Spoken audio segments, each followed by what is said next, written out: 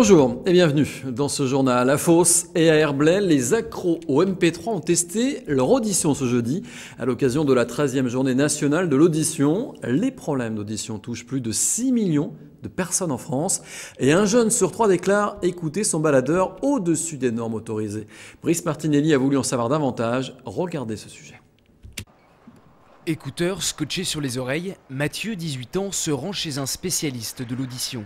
Vous venez pour tester votre lecteur MP3 ? Vous l'utilisez combien d'heures à peu près par jour ? En théorie, 2 heures par jour. D'accord.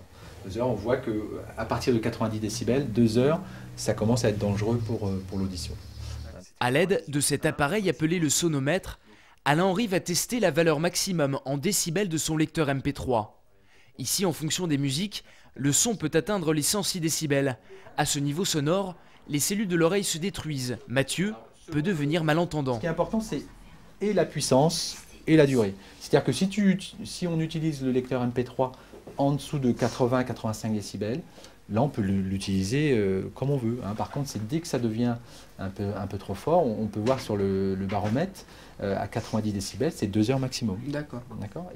Mais lorsque le jeune homme teste avec le son recommandé, à 85 décibels, Tout dépend des musiques, mais là, ça a l'air d'être une musique assez douce. Non.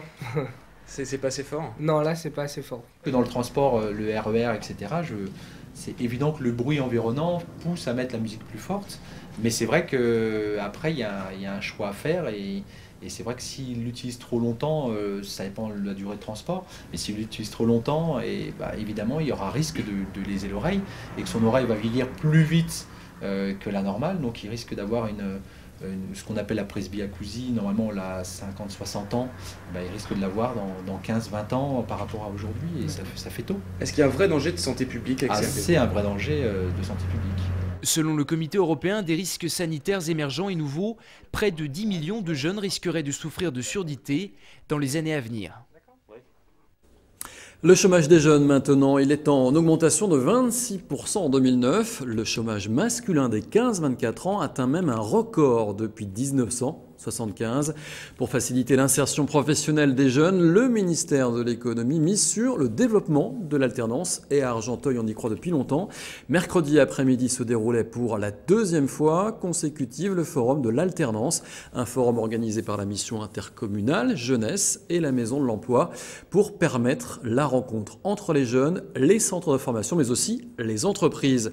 Une 2e édition avec davantage de stands et surtout plus de jeunes qui voient en l'alternance la solution pour rentrer sur le marché du travail. Regardez ces images, elles sont signées Angélique Boilet. Plus de 600 jeunes ont poussé les portes de la salle Jean Villard. CV à la main, ils ont arpenté la 60aine de stands pour vendre leur candidature à des entreprises, des centres de formation et parfois même les deux. Au forum de l'alternance, le contact est direct. Quelques minutes pour convaincre, prouver sa motivation et poser les bonnes questions. Une initiative appréciée. Dans les forums, il y a plusieurs entreprises et plusieurs centres de formation, alors que si on fait des candidatures spontanées, c'est vrai qu'on a souvent des réponses assez négatives, puisque là au moins on est là à exprimer nos motivations de vive voix, alors que c'est vrai que c'est simplement par courrier, ça sera assez difficile d'être convaincant, quoi. J'étais venue pour trouver un emploi, mais je vois qu'il y a plusieurs possibilités avec l'alternance, donc je crois que je vais plutôt aller dans un CFA, peut-être l'année prochaine, pourquoi pas. L'alternance constitue aujourd'hui le principal moyen pour un jeune de se professionnaliser, d'où l'intérêt d'organiser des forums comme celui-ci. Aujourd'hui, l'accès à la qualification est un enjeu majeur pour les jeunes, pour trouver un emploi. Donc je pense que les jeunes s'en sont emparés. C'est en organisant des manifestations de ce type qu'on peut y répondre, en mettant en face des entreprises, des CFA et les jeunes.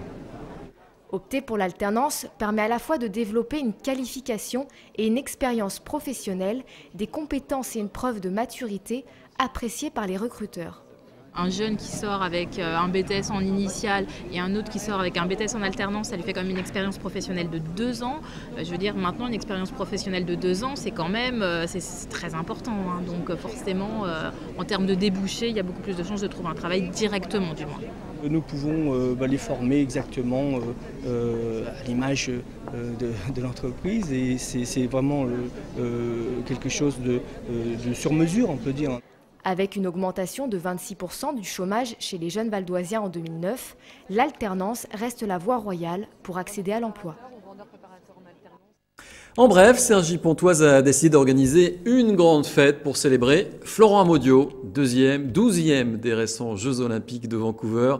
Le valdoisien Florent Amodiot sera la grande vedette du gala de patinage artistique à la patinoire du Parvis de la préfecture. Pour ceux qui auraient raté sa performance olympique, le moment ou jamais de le revoir évoluer, eh bien, c'est désormais ce vendredi, puisque Florent Amodiot prendra ensuite la direction de l'Italie pour les championnats du monde de la discipline fin mars.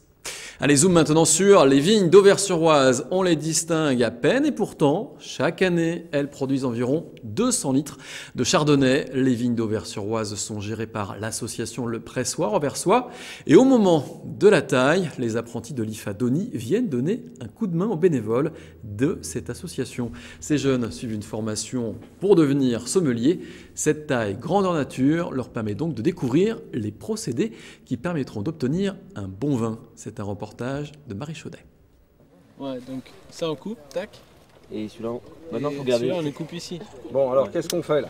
La taille des vignes, un savoir-faire qui ne s'improvise pas, la qualité des grappes à venir en dépend. On la taille très court pour améliorer la qualité, hein, pour avoir une bonne concentration de sucre dans les raisins. Loin des établissements prestigieux dans lesquels ils travaillent en alternance, ces apprentis sommeliers apprennent à sélectionner les branches à couper. On se rend compte un petit peu du travail que c'est que d'être vigneron et de travailler dans la vigne et surtout on voit que c'est pas facile, quoi. C'est vraiment important d'avoir toutes ces étapes en tête pour pouvoir mieux naturellement appréhender le vin et mieux en parler bien sûr aux clients et mieux le déguster aussi. Après la pratique, un peu d'histoire, ces vignes plantées en 1992 renouent avec la vieille tradition viticole de la région. J'ai remonté dans les livres à 1500, dans les années 1500 où les moines de Senlis avaient des terrains sur la commune d'Auvers. Et la production était aussi importante, même plus importante que le Bordelais et la Bourgogne. Je parle en quantité, peut-être plus en qualité. Aujourd'hui, en Ile-de-France, on produit moins mais mieux. Démonstration avec la cuvée auversoise de l'année dernière. Alors l'attaque est souple, qui est un vin qui se plaise bien en bouche, ça remplit bien la bouche. Tout de suite il y a l'arôme de poire qui revient. Des arômes fruités pour un vin rond et long en bouche, la dégustation peut désormais commencer. Voilà, ce journal se termine. Merci de l'avoir suivi. L'info continue bien sûr sur vonews.fr. À demain.